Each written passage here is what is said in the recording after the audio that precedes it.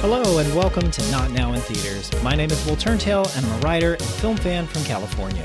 This episode is all about Walter Hill's directorial debut, Hard Times. It's a classic Charles Bronson action film about a bare-knuckle boxer duking it out during the Depression. Almost like Jean-Claude Van Damme's Lionheart, except a period piece that has no kicking, just James Coburn's side kicking, if I can use that as a verb. Okay, it actually has nothing to do with Lionheart at all, except there's a fighter and a person managing them. But for an older movie, now right at 50 years old, there's a lot to like here, as the movie flows with fights, some fun comedy, and a tight script. Before we start, a reminder that making films is hard and you have to respect that, so any criticisms are meant to be constructive. This review will contain spoilers. I'll do my best to call them out for you before they come up. Okay, let's get into the movie. Hard Times, 1975 review, Walter Hill and Charles Bronson's Depression-era bare-knuckle brawler. Everyone has a plan till they get punched in the mouth. Those are the flamboyant words of boxer Mike Tyson. Still, they could have rolled sarcastically from the lips of Chaney, the main character of Hard Times. While many Depression-era movies are about the struggles of down-on-their-luck urchins warming themselves by trash barrels on fire in an alleyway, here the period is just a backdrop. As critic Pauline Kael pointed out, the economic depression is a shorthand explanation and easy sympathy for why the mysterious Chaney turns his balled-up fists into wads of cash. The film's origins, too, have a humble feel. After Walter Hill established himself as a screenwriter, Larry Gross and AIP Pictures, the project later moving to Columbia, offered him the chance to pick one of his scripts and direct it. Hill adapted a screenplay by Brian Gindoff and Bruce Henstel known as The Street Fighter. He and Gordon moved the setting to New Orleans, and he slid the story into the past while incorporating elements of the Western genre. But while Hill's writing experience helped him touch up the script, he was green at directing. He was concerned he wouldn't shoot the film well and had to confront the challenges of coaxing performances from the actors to match the movie's tone. Still, Hill's debut was successful. Hard Times had an easy ride at the box office. It cruised to a cool $26.5 million on a approximately $3.1 million budget, if figures are to be believed. That's about a third of that going to Bronson's fee, by the way. And critics were receptive. The late Roger Ebert hailed Bronson's definitive performance. At this writing, the film holds a 72% critical and 81% audience rating on film review site Rotten Tomatoes. But the action genre has come a long way since Hard Times. Hitting its 50th anniversary, you wonder if the film's punches will land. So was Hard Times a good movie? The plot of Hard Times. Drifter Chaney stumbles on an underground boxing match and watches Speed lose his bet on his own fighter. Bemused at Speed's fighter's loss, Chaney convinces a skeptical Speed that he can do better. He gives Speed his last $6 and asks him to bet it for him against the man who bested Speed's, quote, hitter. Speed agrees. When Chaney easily wins the match, Speed realizes he's just found the perfect new partner. Along with Cutman Poe, Chaney and Speed set off for the New Orleans fight scene, ruled by businessman Chick Gandil. Meanwhile, Chaney courts the down-and-out Lucy Simpson during his downtime.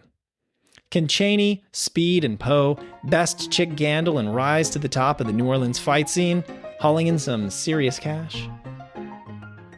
And just to take you through the cast of this fine film, Drifter Chaney is played by Charles Bronson. Speed is played by James Coburn. Strother Martin is Poe, the cut man, and the ruthless businessman that they must foil, the villain of the piece, is Chick Gandil. That's played by Michael McGuire. And the love interest in the movie, Lucy Simpson, is played by Jill Ireland, who's actually Bronson's real-life wife, which we'll get into. And you can read the rest of the main cast of this movie here in the transcript. There might be some names you recognize here, like Frank McRae as Hammerman. Frank McRae was, he's known for playing that really loud police captain. He parodied himself, actually, in Last Action Hero, if you know that movie. And if you wanted to see a trailer for Hard Times, you can do that with the YouTube link at the bottom of this transcript in the links in this episode section. I'll also put in any IMDb screen caps or other links I referenced during this podcast down there. Okay, so now that you know the plot, let's talk about what's good in this movie. First up, we're giving 3 points to Bronson's charisma and crazy physique. Before we can talk about anything else in this film, we have to gawk at just how the hell a could-be grandpa like Bronson plays the meanest of the street toughs. Despite being approximately 52 years old at the time of filming, Bronson appears the testament of biological age versus chronological age. Though even the buffed out Bronson can't have the odd proportions of these too long gorilla arms that are on the DVD artwork. I've got a link to that if you want to see it. I don't know what's going on there, but not being a professional artist, it still looks like his arms are way too long. Anyhow, we are used to celebrities like The Rock or Mark Wahlberg maintaining action star physiques into their 50s, but this was the 1970s. Apparently, Bronson's old school training regime, which I've also linked some information that might be true about, his old school training regime of watching his diet and classic exercises like running, push-ups, and rope climbing carved him out that way. Director Walter Hill had feared Bronson was too old for the role, but Bronson's spry for his age persona is an asset. Not knowing Chaney's origins, we fill in the blanks of a streetwise older man who has lasted the years with the wisdom and bruises in his knuckles. Due to his difficult past, professional wrestler Roddy Piper was an inspired stand-in for an everyman Joe America in John Carpenter's They Live. And on a similar line to Piper's, perhaps Bronson's past, the 11th of 15 children in the family and living in extreme poverty, a former miner and World War II veteran, gave him authenticity in filling out Chaney's grittiness. And Hill's script, which Bronson loved and which led him to do the movie, lends him a hand. Chaney's blunt and to the point, but his humor comes out in well-delivered quips. Next, let's hail Speed, the classic hustler, who adds 3 points to the score.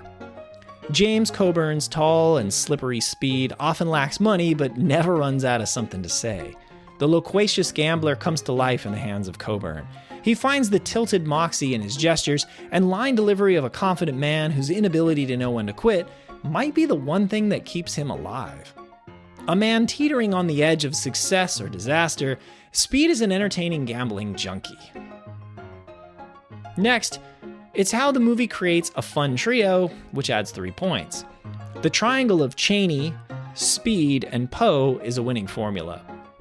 Hill pairs his driven, quiet hard man Chaney with the nonstop chattering, self-destructive Speed, giving them a perfect foil for each other. And despite the strength of the partnership, the movie would be slightly empty without the off-kilter wise man Poe. His long and formal speech contrasts with the wily rantings of Speed and the quiet of Charles Bronson. And when there's friction between Chaney and Speed, Poe helps persuade one to concede to the other.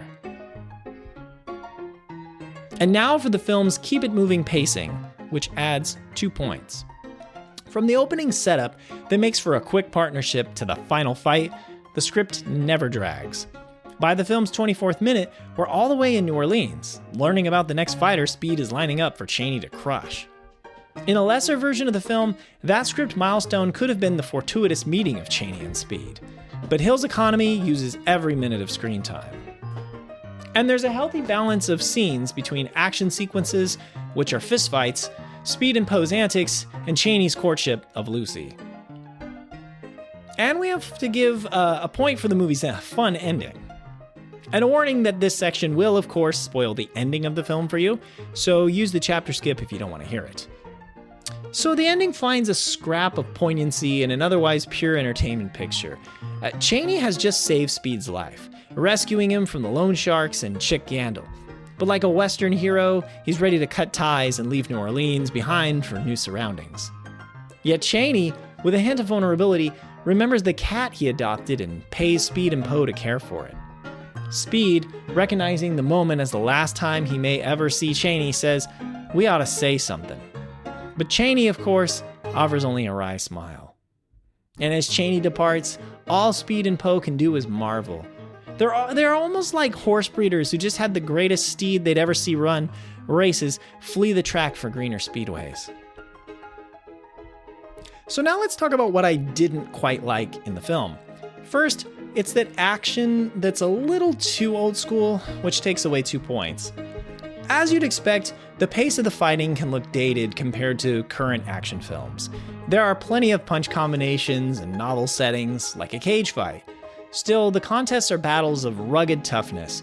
They can't match the choreographed fights with harrowing moments like you could see today, or even in the 1980s. But it only drags the film's appeal down so far. Since it depicts bare-knuckle fighting in the 1930s, the less over-the-top battles seem fitting and match the desperation of the Depression era. And then there's the lack of tension between the fighters, which actually removes 0 points. The movie could have hyped up the fights between Chaney and his opponents. It would have made things more personal or more clearly contrasted. For example, in the final battle, Speed's life is on the line. There's plenty at stake should Chaney lose. But the film doesn't take the opportunity to set up a match between, say, an aging Chaney's experience and a young, too-fast-for-him fighter he'll have to outwit.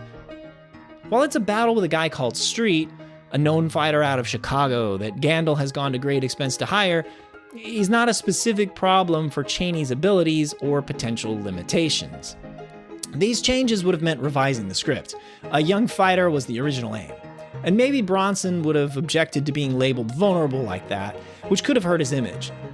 So I'll hold back from criticizing the movie too much for not making the shifts. But while the film is solid as is, these little conflicts can add to the story and characterization. Which helps the stakes for the audience, right? So adding it all up, Hard Times earns 10 points. On my scale of let's not watch, should I watch or go watch, I'm gonna give Hard Times my go watch rating. Hard Times is a fun watch that blends a boxing film with a hustler gambler movie. If you're into classic retro stuff, check it out. The script glides, and the lead characters with throwback performances from Bronson and Coburn fly. It ends more poignantly than you'd expect, and the trio of fighter, hype man, and southern gent doctor gel together. Casual fans of today's special effects monsters and sophisticated choreography may need more to hook them. Still, the script is a spine many modern action films could ride on. The legacy of Hard Times. So what's the legacy of Hard Times? Well, it was the directorial debut for Walter Hill. Hill is not necessarily a household name, but you think he might be, considering the films he's been involved with. He's a producer of the first 3 Alien films, a writer of movies like Sam Peckinpah's The Getaway, and a director of films like The Warriors, Streets of Fire, 48 Hours, and Southern Comfort, just to name a few. He's also done a lot more things, like Tales from the Crypt. So it's cool to see his first effort as a director here. I don't know the source, but online it's said that Hill saw the movie as a Western in disguise. That makes complete sense coming from Hill, who loves Westerns. But without this movie succeeding, I doubt we'd have all those other Hill movies he's gone on to do, of course. It's also said online that Hard Times is mentioned as one of Charles Bronson's best performances. I have far, far more Bronson movies I haven't seen than have watched, so I'll take their word for it. But I do like what he does here, of course. Jill Ireland, who played Chaney's love interest Lucy Simpson, was Bronson's real-life wife. And you can read on IMDb's trivia page about the film that Bronson was upset over how Hill didn't think her performance was all that good. You can also read on the movie's Wikipedia page that Hill felt Bronson didn't like the way he edited Ireland's scenes.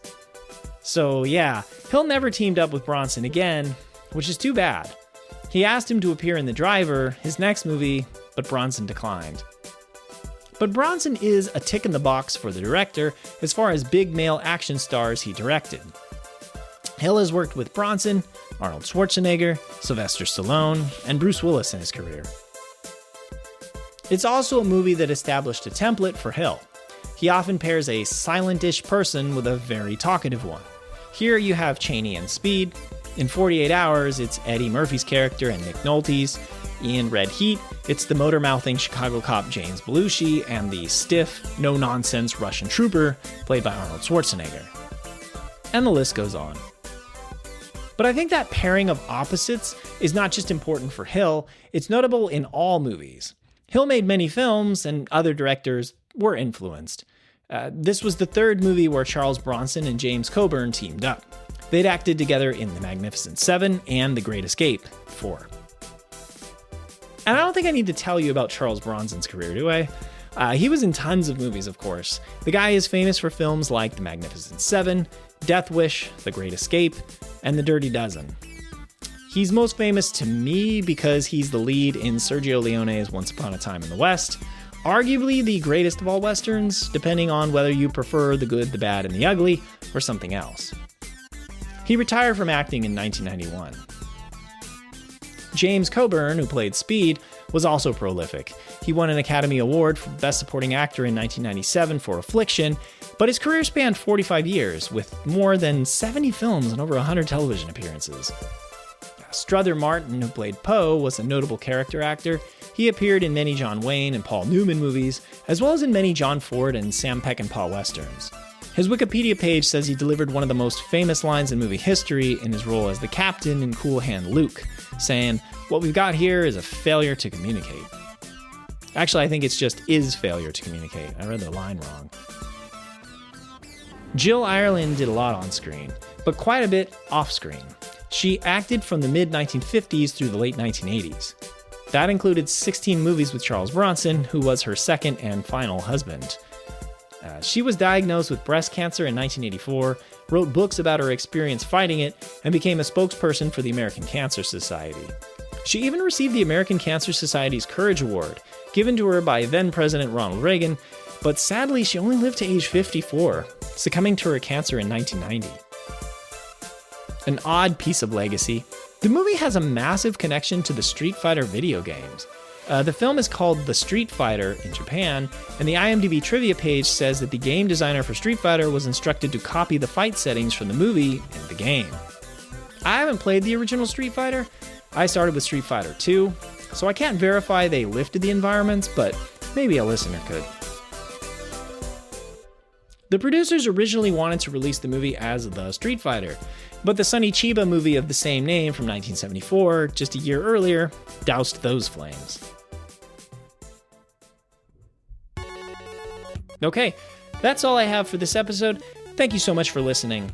And if you haven't seen it yet, I hope you'll check out Hard Times. And if you watched it, what do you think? Does its pacing and classic actors keep it relevant today? You can reach out and let me know on Blue Sky using the link in the transcript, or just search for Will Turntail. And if you like this episode, would you please take a minute or two to leave me a review or rating on this podcast if you haven't done it already? A few people have rated it before, and I so appreciate that. It makes a massive difference. Or if you're listening on YouTube, hit that like button and subscribe. New episodes of this podcast come out on Tuesdays. Next week's episode will be the next Versus episode, horror films The Blob up against The Mist. I've been delayed on getting this out for quite some time, so I'm excited to finally put out this Versus battle, which is like 2 episodes in one, really. So tune in for next week's episode on The Blob up against The Mist. This podcast episode is a production copyright of Overegg Media LLC, located in Sacramento, California. Reference photos linked in the transcript are copyrighted by the Internet Movie Database. This review's factual information was gathered through online sources like Wikipedia, IMDb, or interviews. So misrepresentations and errors are possible, but unintentional. The introduction music, Neon Laser Horizon by Kevin MacLeod of Incompetech.com, licensed under Creative Commons by Attribution 4.0 license. The exit music and the additional music are also by Kevin MacLeod of Incompetech.com, also licensed under Creative Commons by Attribution 4.0 license. The names of those tracks are Voxel Revolution, Frog Legs Rag, Maple Leaf Rag, and Aerosol of My Love. See you next time.